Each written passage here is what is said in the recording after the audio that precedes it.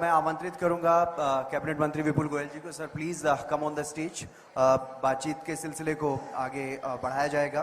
Cabinet मंत्री विपुल गोयल जी फिलहाल ULB, राजस्व और उड्डयन जैसे अहम विभाग संभाल रहे हैं और बातचीत के क्रम को आगे बढ़ाएंगी हरियाणा न्यूज की editor in chief Pratima Datta ji. Ma'am over to you please.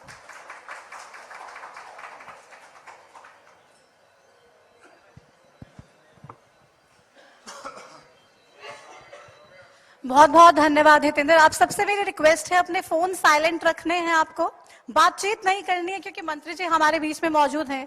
अब मंत्री जी की बात को सुनना है। आप सभी से रिक्वेस्ट, आप बिल्कुल बातचीत नहीं करेंगे ताकि डिस्टर्बेंस नहीं हो। जोरदार तालियों के साथ मैं चाहूंगी आप स्वागत कीजिए हमारे साथ कैबिनेट मंत्री विपुल गोयल जी। अब फरीदाबाद के विकास पर बात करेंगे, फरीदाबाद के रोड मैप पर बात करेंगे। बहुत बहुत स्वागत विपुल गोयल जी आपका हरियाणा न्यूज के इस फरीदाबाद कॉन्क्लेव में। फरीदाबाद का जब जिक्र आता है तो जहन में सबसे पहले जो सवाल आता है वो ये कि गुरुग्राम से टक्कर कब, गुरुग्राम जितना विकास कब। और गुरुग्राम जैसे लगातार हरियाणा को बहुत सारा रेवेन्यू तो दे ही रहा है, सबसे बड़ा शेयर रेवेन्यू में का गुरुग्राम से जा रहा है, तो क्या उस टक्कर में फरीदाबाद को लेकर आने के लिए प्रयासरत? देखिए, हमारी किसी से कोई टक्कर नहीं है। गुरुग्राम भी हरियाणा के एक लीडिंग सिटी है और उसे डेवलप करने में भी हरियाणा की सरकार का ही रोल है, बहुत बड़ा रोल है। एक ज्योग्राफिकल स्टेटस होता है, ज्योग्राफिकल सिचुएशन होती है कि कौन किस वजह से कैसे डेवलप होता है। और आज हम लोग ब्लेस्ड हैं कि 300 से ज्यादा इंटरनेशनल फॉर्च्यून कंपनीज जिनके हेड ऑफिसेज आज गुरुग्राम के अंदर हैं और गुरुग्राम को जितनी जरूरत है डेवलपमेंट की उतना हक उसे दिया जाता है। रही फरीदाबाद की बात, फरीदाबाद का नया ज्योग्राफिकल स्टेटस निकलकर सामने आया है। आज नया एयरपोर्ट, जेवर एयरपोर्ट, और उससे हमारी कनेक्टिविटी और नेशनल हाईवे की जो दिल्ली वडोदरा हाईवे है वो फरीदाबाद को टच करके गुजर रहा है, केएमपी फरीदाबाद को टच करके गुजर रहा है और अन्य हाईवेज फरीदाबाद से कनेक्टिविटी बेटर होगी है। तो इसलिए now the geographical status is Faridabad, जो कि फ्यूचरिस्टिक न्यू इंटरनेशनल सिटी बनने के लिए, टेक ऑफ करने के लिए बिल्कुल तैयार है। और आपने इसका जो अंदाजा है और इसके बारे में की शुरुआत हो चुकी है, आपने बजट के अंदर भी स्पीच सुनी होगी माननीय मुख्यमंत्री की, कि फरीदाबाद को नए इंटरनेशनल ग्लोबल सिटी की तर्ज पर हम लोग डेवलप करने का काम करेंगे, उसके इंफ्रास्ट्रक्चर को उस तरीके से बनाएंगे और हमारे पास संभावनाएं हैं। और आज किसी भी सिटी को डेवलप होने के लिए अच्छी कनेक्टिविटी चाहिए। आज आरटीएस और मेट्रो की बात जो दिल्ली से की है, गुरुग्राम से की है और होते हुए नोएडा से, तो वो एक बहुत बड़ा अहम रोल इसके अंदर होगा। चाहे ईस्ट टू वेस्ट कनेक्टिविटी की बात माननीय मुख्यमंत्री जी ने बजट के अंदर की है, वो बहुत अच्छी बात होगी। यमुना को बाढ़ मुक्त बनाकर वहां पर वाटर फ्रंट बनाया जाएगा, नया मास्टर प्लान 2041 वहां पर लाया जाएगा और उसे न्यू स्क्रैच से बहुत अच्छे तरीके से डेवलप किया जाएगा। तो ये सब तैयारी है कि नया गुरुग्राम, नया इंटरनेशनल सिटी हरियाणा के अंदर बन सके। स्मार्ट सिटी फरीदाबाद, बहुत बड़ी इसकी डेडलाइन को भी बढ़ा दिया गया। कितनी स्मार्ट फरीदाबाद को आप देख रहे हैं, कितना स्मार्ट सरकार इसको बना पाई? देखिए, 2014 के बाद विभिन्न प्रकार की योजनाएं, क्योंकि development is a regular process. Development आज सड़क की जरूरत है, कल उसके ब्यूटिफिकेशन की जरूरत होगी, कल को उसके चौकों को सौंदर्यीकरण की जरूरत होगी, वाटर ड्रेनेज की जरूरत होगी, अच्छी लाइटों की जरूरत होगी, फिर ग्रीनरी की जरूरत होगी। इट्स मतलब रेगुलर प्रोसेस। आज एक चीज हो जाए तो उससे मना नहीं कर सकते, क्योंकि हमें अच्छे तरीके से पता है 2014 से पहले मैं इलेक्शंस के अंदर देखता था, लोग आते थे, मंत्री जी अब की बार हमारी सड़क बना देना, विधायक जी हमारी सड़क बना देना तो हम आपको वोट दे देंगे। लेकिन 2014 के बाद ये बिजली, पानी, सड़क मुद्दे को खत्म करने का काम भारतीय जनता पार्टी की सरकारों ने किया है।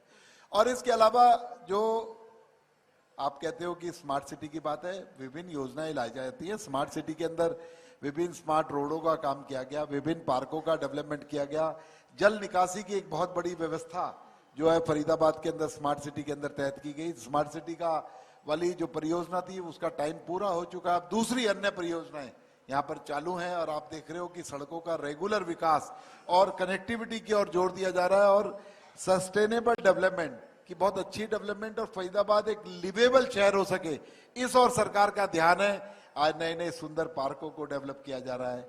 ऐसा काम किया जा रहा है कि जो सरकार अपने शहर से प्यार करे, उसकी कनेक्टिविटी बढ़िया हो, उसकी रोडों की क्वालिटी बढ़िया हो। यहाँ पर फरीदाबाद के लोग भी बैठे हैं और आप लोग भी, आपके चैनल से जुड़े हुए भी काफी लोग हैं। भाई 2014 के बाद फर्क है या नहीं है फरीदाबाद के अंदर? आज फरीदाबाद की कनेक्टिविटी की बात देखिए, कितना फर्क है वहां पर। तो ये तालियां बता रही हैं कि फरीदाबाद में कितना फर्क है। अब बजट का जैसे कि आपने जिक्र किया, हमने देखा सीएम साहब भी बजट जब तैयार कर रहे थे फरीदाबाद भी पहुंचते हैं, तमाम मिनिस्टर्स से मिलते भी हैं और जो सुझाव दिए गए सीएम साहब को वो उन्होंने बजट में शामिल करने की कोशिश भी की। आपको लग रहा है उससे जो एक इंडस्ट्री सेक्टर है उसको एक बूम मिला और इंडस्ट्रियलिस्ट में ये कॉन्फिडेंस आया कि भाई अगर हम यहाँ पे आ रहे हैं तो सरकार हमें एक अच्छा प्लेटफॉर्म तो देगी, साथ ही हमें कोई दिक्कत नहीं आएगी अपना काम करने में। देखिए, इंडस्ट्री के अंदर बहुत बड़ी सौगात नायब सैनी 3 जो भारतीय जनता पार्टी की सरकार बनी उसमें फरीदाबाद को मिला। एक साथ एक कलम से 30,000 जो इंडस्ट्रीज जो रेगुलराइज नहीं थी उनको रेगुलर करने का काम किया। ये उपलब्धि थी भारतीय जनता पार्टी की नायब सैनी सरकार की।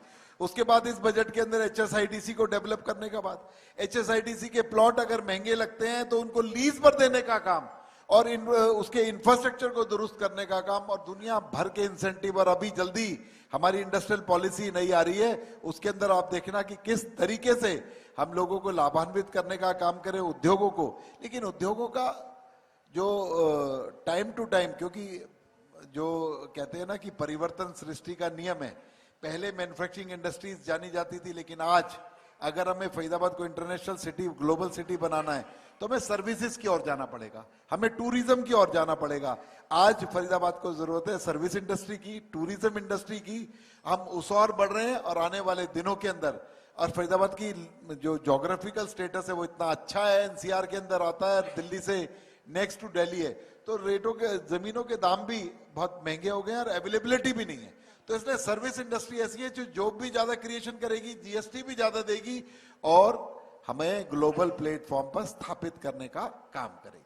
सर्विस इंडस्ट्री का आपने जिक्र किया। सुबह हमारे साथ इसी मंच पे मेयर साहिबा भी थी और वो कह रहे हैं कि मंत्री जी विपुल गोयल जी जो है वो एक बड़े मिशन के साथ, एक बड़े विजन के साथ आगे बढ़ रहे हैं। फरीदाबाद को लेके आप क्या विजन देखते हैं, क्या विजन रखते हैं और आपको क्या लगता है कैसा होना चाहिए फरीदाबाद? मेरा तो एक ही विजन है, जब फरीदाबाद का नागरिक लंदन के अंदर बैठा हो, हिंदुस्तान के किसी बड़े शहर के अंदर बैठा हो, जब वो बोले कि आप कहां से आते हो, मैं फरीदाबाद में रहता हूं, क्यूरियोसिटी से लोग उसे देखें और उससे पूछे अच्छा आप फरीदाबाद से आए हैं, ऐसा फरीदाबाद बनाने का विपुल गोयल का सपना है और वो हम बना कर रहे हैं। तो उसके लिए क्या कुछ तैयारियां हैं सर, क्या कुछ प्लानिंग है? आपने जिस तरीके से जिक्र किया भाई टूरिस्ट अट्रैक्शंस भी कोशिश है कि यहाँ पर तमाम बड़ी टूरिस्ट अट्रैक्शंस आप लोग लेकर आए, तो कुछ बातचीत? देखिए, मैनेजमेंट का और राजकाज का नियम है सीक्रेसी। अगर सारी चीजें अभी बता देंगे तो फिर करेंगे कैसे? टाइम टू टाइम हम लोग बता रहे हैं, आप देख भी रहे हैं कि उसमें बड़ा मतलब ये धीरे तो धीरे उसमें पता भी चल जाएगा। तो टीजर है, धीरे धीरे आप उसको जारी करेंगे, ऐसे नहीं बताएंगे? नहीं, देखिए भाई, सरकार अब नायब सैनी 3 5 साल के लिए आई, अभी हमने दूसरा बजट पेश किया है। पहले बजट में जो बात थी दूसरे उससे भिन्न मिली ना, नेक्स्ट स्टेप था, तीसरे में उससे डिफरेंट मिलेंगी, चौथे में उससे डिफरेंट मिलेगी। चिंता ना करो, जो सपना मैंने कहा ना एक छोटे से शब्दों में बता दिया कि लोग गर्व करें कि हम फरीदाबाद रहते हैं, ऐसा फरीदाबाद बनाएंगे। ठीक है, लेकिन जब हम फरीदाबाद का जिक्र करते हैं सर तो बारिश में जो जितना जल भराव होता है उसको लेकर भी तमाम तस्वीरें सामने आती हैं। हालांकि बजट में सीएम साहब का ये टारगेट है कि गुरुग्राम और फरीदाबाद को खासतौर पे किस तरीके से बाढ़ से मुक्त कराना है। देखिए, ये बात बिल्कुल सही है, शहर जब बहुत अच्छे तरीके से विकसित होता है, कुछ खामियां कुछ कमियां भी रह जाती हैं, लेकिन बारिश जो है, मेरा सोच थोड़ी सी डिफर है। पानी नहीं भरना चाहिए। पानी भरने की क्या डेफिनेशन है कि अगर पानी वहां पर आ गया तो 24 घंटे ना निकले, 48 घंटे ना निकले, वो पानी भरना है। अगर 3-4 घंटे पानी खड़ा रहे, अरे पानी से इतना परहेज है, अगर बारिश नहीं आई तो हालत हाहाकार मच जाएगा कि लोग ऐसे सोचने लगेंगे इससे इतना दूर ना भागें। टोटल मिला के 15 दिन ऐसी बारिश पूरे साल में होती नहीं है, उसमें भी लोग शोर मचाने लगते हैं कि हाँ क्या इस तरीके का पानी भर गया, जाम लग गया। अरे भैया, हमारे पूर्वजों ने भी कहा था बारिश आ गई घर में बैठो, पकोड़े बनाओ और खाओ, छुट्टी भी तो मनाओ किसी दिन। लेकिन फिर भी मैं कहना चाहता हूँ, ये लाइटर मोड में मैं बात बता रहा हूँ, लेकिन हमारी जिम्मेदारी है पानी को निकासी की। आपने देखा होगा इस साल गुरुग्राम हो चाहे फरीदाबाद हो, एक बहुत बड़ा इंप्रूवमेंट देखने को आप लोगों को मिला होगा और अगली बार उसमें और ज्यादा इजाफा होगा। इस तरीके के प्रयास हम लोग कर रहे हैं और आप लोग देखेंगे कि आने वाले दिनों में ये पानी ना भरे गुरुग्राम फरीदाबाद में, ऐसी व्यवस्था करने जा रहे हैं। ट्रैफिक भी बहुत बड़ी समस्या है। गुड़गांव में तो चलिए है ही, उसको लेके अलग अलग तरह के प्रयास किए जा रहे हैं, लेकिन फरीदाबाद में ट्रैफिक का जो प्रॉब्लम है उससे लोगों को निजात दिलाने के लिए आप लोगों ने क्या कुछ किया है? देखिए, ट्रैफिक से निजात दिलाने के लिए गुरुग्राम की बात करें चाहे फरीदाबाद की बात करें, आपने देखा होगा कितनी नई रोडें बनी हैं। आज फरीदाबाद के अंदर ही सराय काले खां से जोड़कर नया पैरेलल हाईवे निकालने का काम देश की सरकार ने किया है। प्रदेश की सरकार ने इस हाईवे को दुरुस्त करने का काम किया है। गुड़गांव से फरीदाबाद की जो कनेक्टिविटी आरआरटीएस मेट्रो से जोड़ने का काम हमारी सरकार कर रही है। नित नए रोज जैसे जरूरत के हिसाब से काम सरकार प्लान कर रही है, लेकिन ये पॉपुलेशन का दबाव, क्योंकि आज इंटरनेट का जमाना है, आज सोशल मीडिया का जमाना है, शहरों और गांवों की दूरी ज्यादा रही नहीं है। लोग गांवों से पलायन करके शहरों की ओर आ रहे हैं। गांवों पे शहरों पर जो दबाव पड़ रहा है, उस दबाव को टाइम टू टाइम रिलीज करने का काम डेवलपमेंट से देश और प्रदेश की सरकारें कर रही हैं। फरीदाबाद और गुरुग्राम भी उसी बात से जूझ रहा है, लेकिन उसका हल हम लोग रेगुलर करते आ रहे हैं। रेगुलर इजाफा, चाहे ब्रिजेस बनाने की बात हो, चाहे ईस्ट टू वेस्ट कनेक्टिविटी की बात हो, मेट्रो लाने की बात हो, मेट्रो में इजाफा करने की बात हो, सब और सरकार का ध्यान है। भ्रष्टाचार को लेके विपक्ष बड़ा हमलावर रहता है आप लोगों पे। आप लोग हालांकि सिस्टम को ट्रांसपेरेंट करने की बात करते हैं, पोर्टल लेके आते हैं, तमाम चीजें ऑनलाइन कर देते हैं। विपक्ष को रास नहीं आ रही, कह रहे कि भाई पोर्टल सरकार है, हर चीज में इतनी दिक्कत कर दी है और पोर्टल से भ्रष्टाचार और बढ़ गया है। प्रतिमा जी, ये प्रदेश और देश ना किसी अपोजिशन से नहीं चलता, ये इन लोगों की वोटों से चलता है। तीसरी बार आपने देखा ना कि किस तरीके से थंपिंग मेजॉरिटी से नायब सरकार के पक्ष में मत देने का काम किया। इसलिए उन्होंने कहा पोर्टल की सरकार है। पोर्टल की सरकार को लोगों ने एक्सेप्ट किया। जब सर्दी की कुड़कुड़ाती रात में, रात को 11 बजे अपने रजाई से अपने फोन पे करके जब अपना बिजली का और कॉर्पोरेशन का प्रॉपर्टी टैक्स भरता है ना, उससे पूछो कि कितनी सहूलियतें इस पोर्टल से, कितनी सहूलियतें। जब एक बुजुर्ग को अपनी पेंशन लेने के लिए धक्के नहीं खाने पड़ते थे, 200 रुपए की पेंशन देने के लिए 50 रुपए का बीड़ी का बंडल या सिगरेट का पैकेट किसी अधिकारी को देना पड़ता था। उस मर्म को पूछो और उस खुशी को पूछो जब 3200 रुपए लेटे लेटे एक मोबाइल की में पिंग आवाज आती है और 3200 रुपए उसके अकाउंट के अंदर आ जाते हैं। यह है पोर्टल की सरकार। और विपक्ष के तो नेता कहते आए थे कि मैं 100 रुपए भेजता हूं, 85 पैसे बीच में रुक जाते हैं और 15 पैसे पहुंचते हैं। उन्होंने दर्द को तो बताया, लेकिन उसका निवारण करने का काम माननीय नरेंद्र मोदी जी ने किया। आज लोगों के अकाउंट में डायरेक्ट पैसे पहुंच रहे हैं और पब्लिक इंटरफेस को खत्म करके हम लोगों ने भ्रष्टाचार पर लगाम लगाने का काम किया। इसलिए विपक्ष के पास तो मुद्दे नहीं है, मुद्दा विहीन विपक्ष है। हाँ। आज कोई विपक्ष नहीं है हरियाणा के अंदर जिसकी बात ऑथेंटिक हो, जिस पर लोग विश्वास करते हो, जिस पे लोग चलना चाहते हैं। आप भ्रष्टाचार खत्म करने के दावे और बातें कर रहे हैं। वो लोग कह रहे हैं भाई इतना ज्यादा डरा के रखती है बीजेपी वाली। पहले तो विधानसभा चुनाव में वोट चोरी कर लिया, चोरी की सरकार है, ये बीजेपी की सरकार नहीं है। उसके बाद राज्यसभा चुनाव आता है तो हमारे तमाम विधायकों को खरीदने की कोशिश होती है। 20-20 करोड़ की बात कोई कह रहा है, कोई कह रहा है ईडी सीबीआई का डर दिखा दिया गया। क्या कर दिया आपने ऐसा कि कांग्रेस 37 से 28 पर रह गई? वोट चोरी की बात तो मुद्दा लोकसभा के अंदर भी चर्चा हुई, हमारी विधानसभा के अंदर चर्चा हुई और विपक्ष के साथी भाग गए, उसे सुना नहीं। क्योंकि हमने कहा भाई हरियाणा से बात चली थी, लोकसभा तक पहुंची, हरियाणा की विधानसभा में तो उसमें चर्चा होनी चाहिए। जब हरियाणा की विधानसभा में चर्चा करने पे आए, विपक्ष के साथी भाग खड़े हुए। सीटें नदारत थी, फिर भी हमने अपना पक्ष रखा। जो आरोप आपके नेता राहुल गांधी ने लगाया, जिनको आपने लिखी लिखाई एक स्क्रिप्ट दे दी, और सिर्फ बिहार की पोलिंग से एक दिन पहले उन्होंने मंच सजाकर जो एक पॉलिटिकल इवेंट किया था, वो धड़ाम फेल हो गया। ना तो उसे बिहार की जनता ने माना, ना हरियाणा की जनता ने माना। और उसके अलावा जो आप भ्रष्टाचार की बात कहते हो, राज्यसभा चुनाव के अंदर उनके नेता में, उनकी पार्टी में लोगों का विश्वास नहीं है। भूपेंद्र सिंह हुड्डा खुद पोलिंग एजेंट थे, उनके मुंह पर वोट दिखाकर डाली कि हमें आप में विश्वास नहीं है, हम आपके खिलाफ वोट डालते हैं। ये काम किया है, किसी ने खरीद फरोख्त नहीं करी। भूपेंद्र हुड्डा को दिखाकर, मैं वहां पर स्वयं मौजूद था, हुड्डा साहब खड़े हुए, अरे देखिए ये भी भाग गया, अपने प्रभारी को बुलाकर देखिए ये भी चला गया, ये भी चला गया। अरे भैया आत्म मंथन कीजिए, ये चले नहीं गए, ये आप में से विश्वास खो रहे हैं, आप लोगों से विश्वास उठ रहा है, आपकी नीतियों से विश्वास उठ रहा है। आप कह रहे हैं हुड्डा साहब को दिखा के तमाम विधायकों ने वोट डाली और उनकी ड्यूटी भी थी कि उनको वोट चेक करनी है सबकी, लेकिन अमित शाह जी आपके लिए ये कहते हैं कि भाई हुड्डा साहब कभी बहस करनी हो, हमारे कामों को लेके जिक्र करना हो तो विपुल को भेज दूंगा, आ जाइएगा और फिर हो जाए दो दो हाथ और बहस हो जाए, पता चल जाएगा कि किसने कितना काम किया, कौन कितने पानी में है। तो मुझे लग रहा है आप उसी आज मूड में आए कि भाई हुड्डा साहब को भी बता देंगे, आए हुड्डा साहब नहीं आए, लेकिन आप तो तैयारी के साथ। अरे वो तो विपुल गोयल यहाँ पर मंच पे था तो मेरे नेता ने मेरा नाम लेकर कहा, अदरवाइज भारतीय जनता पार्टी का हर कार्यकर्ता सक्षम है जो उनकी बातों का जवाब दे सके, जो उनकी बातों को नकार सके, क्योंकि हम लोग धरातल पर हैं और वो लोग हवा में हैं। वो हाइपोथेटिकल बातें करते हैं, सिर्फ एक इवेंट प्लान करना चाहते हैं। वो कहते हैं किस तरीके से हम हरियाणा की जनता को, देश की जनता को बरगलाएं, लेकिन हम सार्थक तरीके से जमीन पर काम करते हैं, इसलिए जनता उनकी बात मानती नहीं है। आज क्रेडिबिलिटी है नरेंद्र मोदी की, आज क्रेडिबिलिटी है नायब सिंह सैनी की कि कहेंगे तो वो कर कर दिखाएंगे। आज इस बजट का उदाहरण दे दो, ये बोल रहे थे जगह जगह गए, 14 जगह इवेंट किए, आपने हर इंडस्ट्रियलिस्ट को बुलाया, आपने किसानों को बुलाया, जवानों को बुलाया, क्या किया? 5000 सुझावों को बजट के अंदर समायोजित करने का काम माननीय नायब सैनी जी ने किया। ये क्रेडिबिलिटी, ये कार्यशैली, ये काम किया हमारे नेता ने।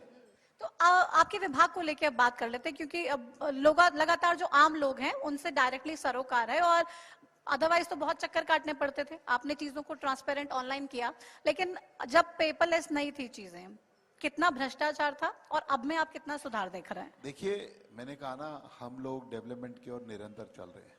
आज हमने जो तहसीलें हैं उनको बेटर करने के लिए पेपरलेस रजिस्ट्री की बात करी, ऑनलाइन करने की बात की, और उसका तीसरा चरण की स्मार्ट हम रजिस्ट्री कार्यालय रजिस्ट्रेशन, वो जल्दी इंप्लीमेंट हो जाएगा इसी साल के अंदर, ऐसा हम लोगों का प्रयास चल रहा है। तो डे टू डे हम लोग उसमें बेटरमेंट करना चाह रहे हैं, लेकिन इतना बड़ा सिस्टम, इतना पुराना सिस्टम है, धीरे धीरे वो बदलता है और उसके अंदर आज बहुत पहले से बहुत ज़्यादा लगाम है और हमने बहुत सारे इम्प्रूवमेंट करे हैं। आगे आगे ऐसा हो जाएगा, पब्लिक इंटरफेस किसकी रजिस्ट्री है, कौन कर रहा है, ये आपस में एक दूसरे को देख और जान भी नहीं पाएंगे। तो मैं समझता हूँ उससे भ्रष्टाचार को और लगाम मिलेगी। क्योंकि तहसीलों में भ्रष्टाचार को लेकर अक्सर शिकायतें आपके पास भी आती होंगी और आप तुरंत एक्शन भी लेते हैं। हम देखते हैं चार्जशीट कर दी जाती है और तमाम सख्त कार्रवाई करने की कोशिश मेरे पास रहती है। तहसीलें और नगर निगम दो ऐसे वो हैं जिसपे हर व्यक्ति को काम पड़ता है और वहां पर भ्रष्टाचार की शिकायतें भी आते हैं, लेकिन विपुल गोयल इस चैलेंज को एक्सेप्ट करता है और खुश होता है। इसको कम करने का काम हम लोग निरंतर कर रहे हैं और इसे बेहतर नहीं बेहतरीन करके दिखाएंगे। आपने नगर निगम का जिक्र किया, अर्बन लोकल बॉडीज भी आपके पास है। फरीदाबाद नगर निगम किस तरीके से फरीदाबाद के विकास में योगदान कर रहा है? फरीदाबाद नगर निगम फरीदाबाद के विकास के लिए रेगुलर, आप लोगों ने देखा होगा, चाहे हम जल निकासी की बात करें, चाहे रोडों की सुंदरता की बात करें, चाहे कनेक्टिविटी की बात करें, उसमें नगर निगम फरीदाबाद, एफएमडीए फरीदाबाद का अहम रोल है और दोनों मिलकर फरीदाबाद के विकास में बहुत बड़ा काम कर रहे हैं।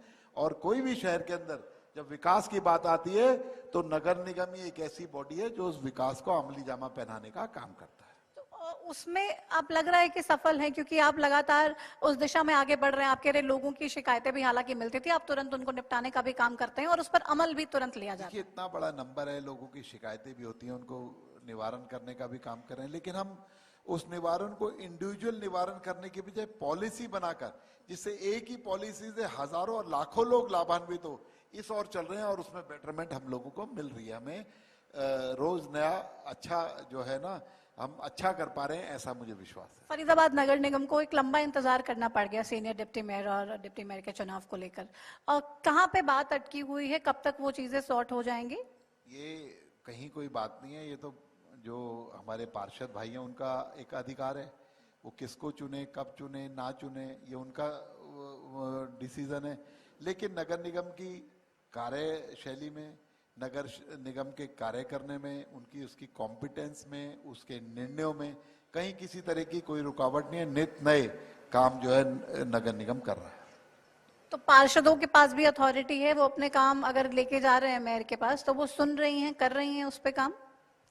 यहाँ पर भी कुछ पार्षद बैठे होंगे, भाई किस तरीके से काम हो रहे हैं आप लोगों के, हैं हो रहे हैं ना। तो अब देखिए पार्षद यहाँ पर ये पूछने की बात क्या सामने, क्योंकि सुबह से इस मंच पर हमारे साथ तमाम विधायक भी फरीदाबाद लोकसभा से जुड़ते हैं और विधायक कहते हैं मैंने काम कराया, मंत्री कह रहे हैं हम लगातार काम कर रहे हैं, मेयर साहिबा कह रही हैं मैंने काम भारतीय कराया। जनता पार्टी के अंदर एक ही परमानेंट डेजिग्नेशन है, वो है कार्यकर्ता। चाहे हमारे मेंबर ऑफ पार्लियामेंट हो, चाहे हमारे विधायक हो, चाहे मंत्री हो, चाहे मेयर हो, चाहे हमारे पार्षद गण हो, सब कार्यकर्ता हैं और एक पार्टी की रीति नीति के हिसाब से चलते हैं। भारतीय जनता पार्टी के अंदर कोई छोटा बड़ा नहीं होता, यहाँ तो दायित्व होता है कि आज किसी के पास कोई दायित्व है, कल किसी के पास दायित्व होगा। इसलिए सब लोग मिलकर फरीदाबाद के विकास के लिए काम करते हैं, ये मैं समझता हूँ। RWAs का कितना योगदान है और वो कैसे शहर को सुंदर दिखाने के लिए, सुंदर बनाने के लिए प्रयासरत हैं? आज RWAs हैं, RWA को स्वायत्ता देने का काम किया है कि उनको पार्कों की मेंटेनेंस से लेकर अपने एरिया को सुंदर बनाने के लिए सारी की सारी सुविधाएं उनको देने का काम हम लोग करते हैं। जितने सीनियर सिटीजन क्लब हैं, जितने RWA के ऑफिसेज हैं, जितने कम्युनिटी सेंटर्स हैं, सारे के सारे RWAs चलाती हैं और RWA को स्ट्रेंथन करने का काम कर रहे हैं और आगे चलकर और ऐसा काम करेंगे कि जो पावर्स हैं RWA को और स्ट्रेंथन किया जाए, उनको सारी पावर देने का काम करें। इस और जो ULB मंत्रालय है वो चल रहा है। क्योंकि बहुत सारे सेक्टर्स में हम देख रहे हैं बहुत सुंदर सुंदर गेट्स बना दिए गए हैं, फाउंटेन्स लगा दिए गए हैं, बहुत सुंदर सुंदर ऐसे स्ट्रक्चर क्रिएट कर दिए गए कि लोग आए तो उनको बहुत अच्छा लगे, बहुत सुंदर लगे। तो पूरे फरीदाबाद के लिए ये प्लान है? बिल्कुल, देखिए कोई इंटरेस्ट कम लेता है RWA, कोई ज्यादा लेती है, लेकिन ये मैंडेट सबके लिए है। सब लोग आगे बढ़े और काम करें। जब ए व्यक्ति करा सकता है, बी क्यों नहीं करा सकता, बी करा सकता है, सी क्यों नहीं करा सकता? ये अपने अपने इंटरेस्ट की बात है। और मैं तो RWAs को मोटिवेट करता हूं कि भाई आप अपना सुंदर गेट बना रहे हो, गेट 20 लाख रुपए का बनेगा, 10 लाख रुपए की मैचिंग ग्रांट मुझसे ले जाओ, 10 लाख रुपए इकट्ठे करो, अपना गेट बना लो। लाइटें लगानी है, हम लोग उन्हें इनिशिएट करने के लिए तैयार है। फाउंटेन बनाने उन्हें इनिशिएट करने के लिए तैयार है। अब थोड़ा सा इनिशिएटिव तो खुद भी लेना पड़ेगा ना। अपनी ऋण की बट्टी तो सभी की शर्ट साफ करती है, कौन उसे अच्छे तरीके से मल के साफ करता है, कौन उस पे लगा के साफ कर लेता है, तो अपना अपना निर्णय। ये उन पर है कि वो आए और कितना काम करवा लें अपने एरिया का। लेकिन विपुल जी, अब जब हम सेक्टर्स की बात कर रहे हैं, उनके ब्यूटिफिकेशन की बात कर रहे हैं, तो एक चैलेंज आपकी कॉन्स्टिट्यूएंसी में ये भी है कि बहुत सारा स्लम एरिया भी है। उसमें कितना काम आपने किया? क्योंकि वहां पे तो बहुत ज्यादा चैलेंजेस हैं और आप लगातार उस दिशा में आगे बढ़ रहे थे कि कम से कम लोगों की प्रॉब्लम कम कर पाए। देखिए, मेरे अंदर जो मेरे विधानसभा में 8 स्लम एरियाज आते हैं और वहां पर एक अच्छी खासी पॉपुलेशन रहती है और वो सारे ऐसे कर्मठ लोग हैं जो फरीदाबाद की इकोनॉमी के अंदर बहुत बड़ा रोल अदा करते हैं और मेहनत कश लोग हैं। उनकी सुविधा का हर ख्याल रखा जा रहा है। स्वच्छता की बात हो, चाहे डेवलपमेंट की बात हो, उनके स्कूलों के अपग्रेडेशन की बात हो, उनके स्वास्थ्य की बात हो, हर चीज की ओर ध्यान दिया जा रहा है और वो लोग पहले से और बेटर अपने आप को महसूस कर रहे हैं। और हम लोग आगे स्लम को और मॉडिफाई जगह पर उनको शिफ्ट करने का या वहां पर ही अच्छे मकान उनको मिल सके, सारी सुविधाएं मिल सके, इस और भी सरकार सोच रही है और जल्दी उस पर कुछ ना कुछ निर्णय लेंगे। ओल्ड फरीदाबाद में भी एक सरकारी अस्पताल बनने का प्लान था जो आपके पिछले टर्म में अप्रूव भी हुआ था, हालांकि उसका काम कहाँ तक पहुंचा? देखिए, जो सरकारी अस्पताल और एक स्कूल था, स्कूल की बिल्डिंग तो पूरी तैयार हो गई है, सिर्फ उसमें फिनिशिंग काम रह रहा है। NGT का चालान उस पर हो गया था, ठेकेदार उस NGT में काम कर रहा होगा, तो उसका क्लैरिफिकेशन 1-2 दिन में आ जाएगा। और जो हॉस्पिटल की बात है, उस हॉस्पिटल के अंदर बहुत सारी चीजें थी। मुझसे पहले जो मेरे सक्सेसर थे उन्होंने उसके अंदर तब्दीली करा दी थी, लेकिन उसको तब्दीली को चेंज करा के दोबारा हमने उस हॉस्पिटल को गति देने का काम किया और आने वाले 1 साल के अंदर हम समझते हैं वो हॉस्पिटल बन जाएगा और हजारों हजार लोगों को लाभान्वित करने का काम करेगा। अदरवाइज आप सरकारी तौर पे फरीदाबाद में जो सरकारी हेल्थ फैसिलिटीज हैं उनको कहाँ पर देखते हैं आपने? हालांकि एक्सपेंशन करने की कोशिश की है, कल ही उद्घाटन किया, तो लग रहा है उससे मजबूती मिलेगी, सशक्त होगा।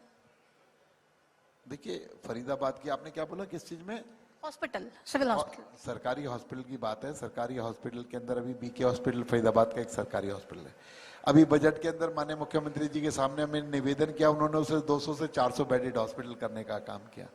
कल हमने वहां पर एक कैथ लैब थी जो 2023 से बंद पड़ी थी, उसको शुरुआत कराने का काम किया, जिससे 52,000 रुपए में व्यक्ति के कार्डियक सर्जरी जिसे बोलते हैं, स्टंट डलने का काम है, सिर्फ जो 2 लाख रुपए होता है 52,000 रुपए में होने का काम हो जाएगा।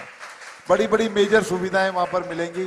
और एक थर्ड पार्टी जो आज जो सबसे बड़ी समस्या, कोई भी व्यक्ति जिसकी किडनी खराब हो जाती है, डायलिसिस की प्रॉब्लम होती है, बीके हॉस्पिटल के अंदर एक थर्ड पार्टी सुसज्जित डायलिसिस केंद्र है जो आने वाले हर मरीज का फ्री डायलिसिस करने का काम करता है। इस तरीके की सुविधाएं वहां पर है। उसके अलावा एक बहुत बड़ी जो MRI हो, एक्सरे हो, तो इस तरीके का प्रोविजन भी पहले ऑलरेडी है, उसे और एनहांस करने का काम हम लोग कर रहे हैं। और गर्मियां अब आने ही वाले हैं, हालांकि अभी तो मौसम में थोड़ी राहत है।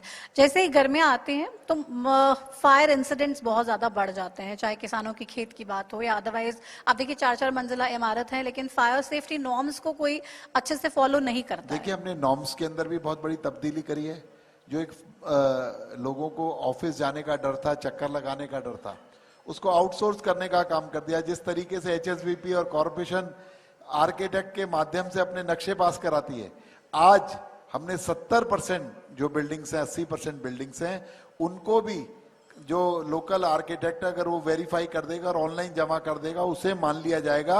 उस तरीके से हमने फायर के NOC देने का काम अभी जल्द शुरू किया है। और उसके अलावा जो आपने कहा कि उस डिपार्टमेंट को स्ट्रेंथन करने के लिए 250 करोड़ रुपए की नई मशीनें, क्योंकि आज 50-50, 60-60 मंजिला इमारतें बननी शुरू हो गई हैं कि उनके अंदर कोई दिक्कत हो जाए, तो इसलिए हमने 90 मीटर, 95 मीटर, 100 मीटर, 104 मीटर तक की जो मशीनें, लैडर्स हैं, वो खरीदने का काम हम लोग कर रहे हैं। और टेंडर प्रक्रिया के अंदर है, अगले 2-4 महीने के अंदर 250 करोड़ की खरीद हो जाएगी और एक पूरा फायर डिपार्टमेंट पूरे हरियाणा के अंदर, फरीदाबाद और गुरुग्राम से लेकर पूरे हरियाणा के अंदर एक स्मार्ट डिपार्टमेंट दिखाई देगा। ये मैं आपसे कहना चाहता हूं। इसको लेके रेगुलर कोई चेकिंग्स वगैरह भी होंगी या फिर क्योंकि आप पॉलिसी तो बना देंगे लेकिन ग्राउंड पे फॉलो हो रही है नहीं? नहीं, सब कैसे कुछ मैंने देखेंगे? कहा ना, ये खाली पोर्टल की सरकार नहीं है, पोर्टल के द्वारा मैनेज करके इंप्लीमेंट करने वाली सरकार है। तो वहां पर हम सब कुछ ऑफिस में बैठकर सब चीजों का इंप्लीमेंटेशन भी देखते हैं और जगह जगह मौके पर जाकर भी उसकी चेकिंग होती है और बहुत स्ट्रेंथन कर रहे हैं। बहुत ही अच्छा आपको रिजल्ट देखने को मिलेगा। आप कह रहे हैं कि चलिए पोर्टल की तो सरकार है और पोर्टल जरूरी है, लेकिन कांग्रेस वाले इवेंट मैनेजमेंट की सरकार भी कहते हैं, Bharatiya Janata party event management की सरकार कहते हैं। लेकिन जब हम इवेंट की बात करते हैं तो चलिए वो तो चाहे कुछ भी करें, लेकिन फरीदाबाद के लिए वो इवेंट कई बार बहुत ही खूबसूरत और बहुत ही सुंदर देखने को मिलते हैं। जैसे कि भी फ्लावर फेस्टिवल भी यहाँ पे 2 दिन का रखा गया टाउन पार्क में, तो ऐसे आयोजन और करने के प्लान है? देखिए, पहले तो मैं कांग्रेस की बात बताता हूँ। इवेंट किसको कहते हैं? जो कि एक मोमेंट्री एंटरटेनमेंट का साधन हो, उसे इवेंट कहते हैं ना। करा और खत्म कर दिया। जैसे कि राहुल गांधी ने बिहार चुनाव से पहले सुबह से शाम तक तो लोग कह रहे थे वोट चोरी हो गई, वोट चोरी हो गई। अगले दिन धड़ाम से गिरा, पता लगा यार ये तो खुद ही झूठ बोल रहा है। बिहार के अंदर क्या डकैती हो गई? 90% लोगों ने भारतीय जनता पार्टी के पक्ष में वोट डाल दिया। तो इसलिए हम लोग, हमारा इवेंट ऐसा इवेंट है हमारा जो कि सार्थक होता है, जिसके रिजल्ट होते हैं। माननीय मुख्यमंत्री जी फरीदाबाद आए, सब इंडस्ट्रियलिस्ट को इकट्ठा किया, सूरजकुंड के अंदर पूरे दिन का एक फीडबैक सिस्टम रखा, सजेशन, पूरा का पूरा सजेशन का दिन रखा और सभी लोगों से सजेशन लिए। उसका रिजल्ट इवेंट क्या आया? वो सक्सेसफुल इवेंट था। बजट के अंदर उन डिमांडों को समायोजित करके एक अच्छा बजट पेश करने का काम किया। और मुख्यमंत्री जी ने जो कहा था कि नायब सैनिक का बजट नहीं है, ये 2 करोड़ 80 लाख हरियाणवियों का बजट है, उसे पूरा करने का काम किया। तो ये होते हैं इवेंट, जिन्हें इवेंट का मतलब कि लोगों को लाभ मिले उस बात से।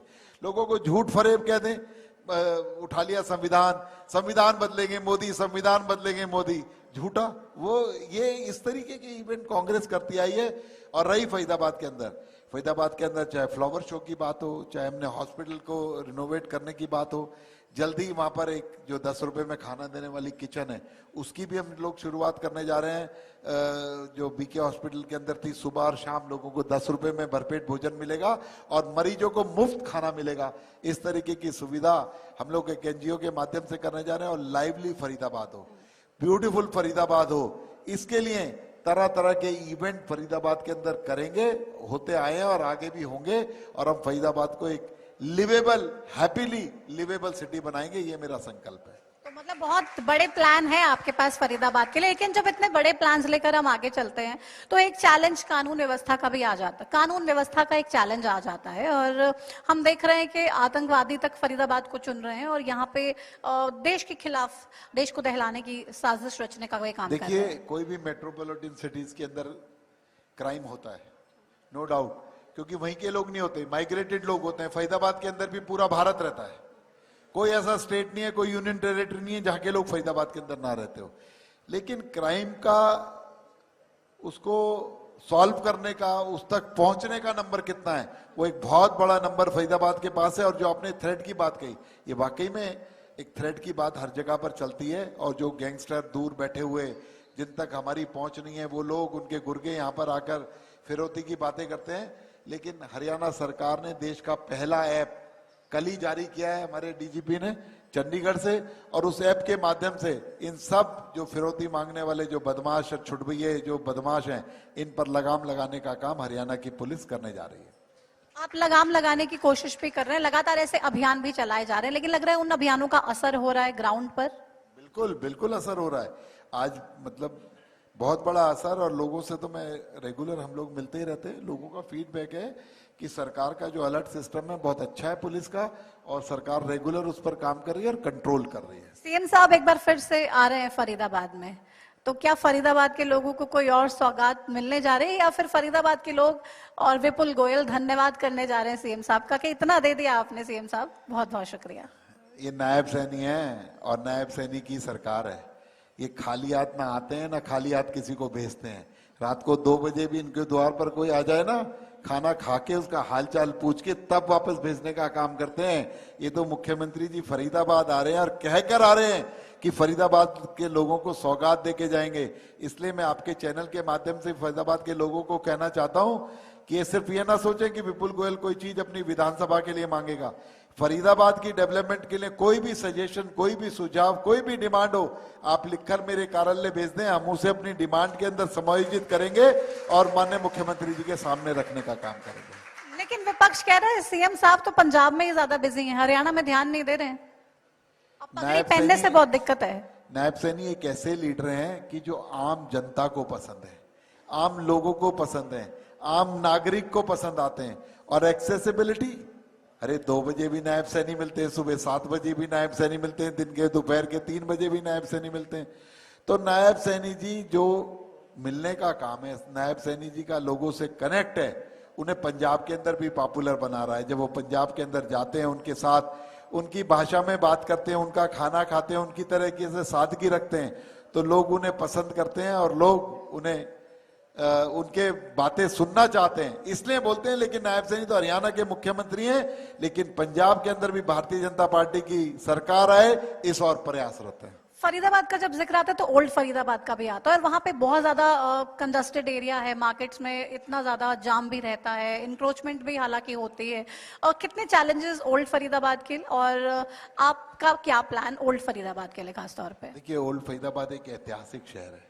ओल्ड फरीदाबाद एक ऐसी धरोहर है जहां पर पुराने मंदिर, पुराने शिलालेख, पुराना बाजार, सब कुछ वहां पर है। उस विरासत को अच्छे तरीके से, धरोहर को हम लोग, वहां पर एक पुराना बरहाई तालाब भी है, इनको सजो कर रखें, उनको डेवलप करें, उनको नए तरीके से लोगों को रिप्रेजेंट करें, जिससे कि उनकी आस्था का केंद्र भी बना रहे और उनका जो हेरिटेज है वो भी ना बदले और लोगों को आज अच्छा लगे, इस और हम लोग प्रयासरत हैं। तो वो सपना भी साकार होगा जल्दी? सपना साकार होगा नहीं, सपना चल रहा है, आगे आगे बढ़ रहा है, लेकिन सारी बातें नहीं बताएंगे आपको, वो दिखाएंगे। मतलब मुझे लग रहा है आप ज्यादा बताने में नहीं, काम करने में विश्वास रख रहे हैं, और अपने प्लान्स इसलिए हमारे साथ भी ज्यादा शेयर करेंगे नहीं, लेकिन हम देख लेंगे, जब करेंगे तो सबके सामने ही आएगा। आएगा देख रहे हैं आप, क्योंकि ज्यादा बोलते रहो कोई फायदा नहीं है, काम सामने आना चाहिए, काम दिखेगा तो लोग बोलेंगे, लोग बोलने चाहिए ना कि काम हुआ। एविएशन डिपार्टमेंट, जेवर एयरपोर्ट और कनेक्टिविटी फरीदाबाद की, कितना कनेक्शन इन चीजों का, और जेवर एयरपोर्ट जब स्टार्ट हो जाएगा तो हरियाणा के फरीदाबाद को उसका कितना फायदा मिलेगा? फरीदाबाद को बहुत लाभ मिलेगा। आज हमारा जो दिल्ली एयरपोर्ट है उस पे जाने में 1.5 से पौने 2 घंटे लगते हैं, और जेवर एयरपोर्ट को बॉम्बे एक्सप्रेस वे से अगर हम लोग जाएंगे तो मात्र 35 मिनट के अंदर हम वो वहां पर पहुंच जाएंगे। तो फ्यूचरिस्टिक बहुत बड़ी उपलब्धि और बहुत बड़ा फायदा फरीदाबाद के लोगों को इस जेवर एयरपोर्ट से होने जा रहा है। और जेवर एयरपोर्ट ने जो ज्योग्राफिकली लोकेशनली हमें बेटर बनाया, यही इंफ्रास्ट्रक्चर, हाईवेज और एयरपोर्ट ही से दूसरा international global city of Haryana बनाएंगे, ये मैं आपको विश्वास दिलाता हूँ। गांव में खासतौर पे ग्रेटर फरीदाबाद की अगर हम जिक्र करें तो वहां पे बहुत ज्यादा अनऑथराइज्ड कॉलोनीज को लेके अक्सर लोगों की शिकायतें भी मिलती हैं। लोग हमें भी कहते हैं कि भाई आप सवाल पूछिए सरकार से कि इस तरफ कब सरकार काम करेगी। क्या बिल्डर्स को शय देने का काम सरकार किसी तरीके से कर रही है, या फिर अनऑथराइज्ड कॉलोनीज अगर कट रही है तो उसके पीछे जिम्मेदार कौन, एक्शन कैसे? देखिए, जो अनऑथराइज कॉलोनीज पहले कट गई, हमने हजारों कॉलोनीज को रेगुलाइज करने का काम किया कि मूलभूत सुविधाएं इसमें पहुंच सके, और इस तरीके के कड़े नियम कायदे कानून की आगे अनऑथराइज कॉलोनीज ना बन सके, इस तरीके का सरकार का ध्यान है। और ग्रेटर फरीदाबाद बहुत अच्छे तरीके से डेवलप हो रहा है, नए नए रोडों का जाल बिछ रहा है। और बजट के अंदर भी माननीय मुख्यमंत्री जी ने कहा है कि जो मास्टर प्लान 2031 था उसकी सारी रोडों को बनाने का काम हम लोग जल्दी करने जा रहे हैं। सैनी साहब की टीम, सैनी साहब निरंतर प्रयासरत हैं, फरीदाबाद के जितने भी काम हैं वो तो करवाएंगे और सबसे आगे फरीदाबाद को जरूर लेके जाएंगे। देखिए, Faridabad has a potential, Faridabad has a locational advantage, Faridabad has a जो फरीदाबाद के जो लोग हैं वो इस तरीके के मेहनतकश लोग हैं। जब दक्षता की बात आई तो इंडस्ट्री में आज भी फरीदाबाद जैसा टेक्निकल जो इंफ्रास्ट्रक्चर है कहीं नहीं मिलेगा, टेक्निकल लोग कहीं नहीं मिलेंगे। लेकिन जब वो फरीदाबाद को मल्टीपल तरीके से और सर्विस इंडस्ट्री में डेवलप करने पर आएंगे तो आप देखना कि फरीदाबाद अच्छे अच्छे शहरों को पीछे छोड़ने का काम करेगा। मुझे विश्वास है अपने फरीदाबाद के लोगों पर। चलिए, बहुत शुक्रिया अपना समय देने के लिए और इस तमाम बातचीत के लिए। फरीदाबाद के लोगों पे बहुत विश्वास है मंत्री जी को कि फरीदाबाद को आगे बढ़ाने के लिए वो भी अपना पूरा योगदान देंगे। आप अपना योगदान देंगे क्या?